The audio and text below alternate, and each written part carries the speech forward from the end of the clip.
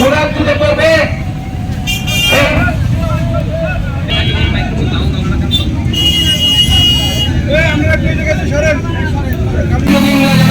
এবং অবিলম্বে এই ঘাট নিজেরার পায়তারা বন্ধের দাবি জানায়। সুবিধার কথা চিন্তা করে গণসংহতি আন্দোলন তারা যে 10 কেজি বাজার ব্যাগ নিয়ে গেল এখানে ঘাট। আমরা মনে করি যে আপনারা দেখবেন যে 17 বছরেই একটু ক্ষমতার লেশ হয়েছে এবং সেই সবের জায়গায় আমরা ফিরে যাওয়ার ব্যবস্থা করছি।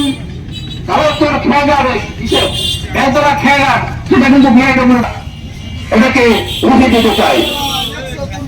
আমরা জানি যত অভিপ্রায় সেটাই হচ্ছে রাষ্ট্র এবং এই বরিশালবাসী এইখানকার মাঝি মাল্লা থেকে শুরু করে যারা বারবার হত্যা করতে দেয়